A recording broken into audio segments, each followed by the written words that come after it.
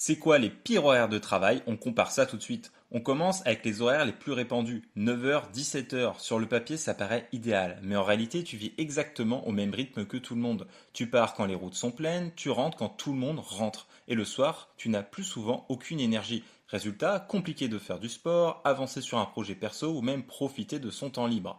Ensuite, on passe aux 7h, 15h. Et là, ça change déjà beaucoup de choses. Oui, le réveil pique au début, mais l'avantage est énorme. À 15 heures, ta journée est déjà finie. Tu récupères toute ton après-midi, tu peux faire du sport, apprendre une compétence ou travailler sur un projet. Et souvent, les personnes qui avancent le plus rapidement ont justement ce genre d'horaire. Maintenant, regardons le 15h-23h. Celui-là est souvent critiqué alors qu'il a de vrais avantages. Tu gardes toute ta matinée de libre et surtout tu peux utiliser tes meilleures heures d'énergie avant d'aller travailler. Mais le problème, c'est surtout le décalage avec les autres. Quand tes proches sont disponibles, toi, t'es au travail. Et avec le temps, ça peut devenir difficile mentalement. Dis-moi en commentaire si tu préférerais travailler le matin, l'après-midi ou la nuit. Et enfin, on termine avec le 23h-7h, les horaires de nuit. Niveau salaire, c'est souvent le plus intéressant. Dans certains secteurs, tu peux gagner entre 10 et 30% de plus grâce aux primes. Mais il y a un prix à payer. Ton sommeil est beaucoup moins réparateur, ton corps est complètement décalé et sur le long terme, ça peut impacter ta santé.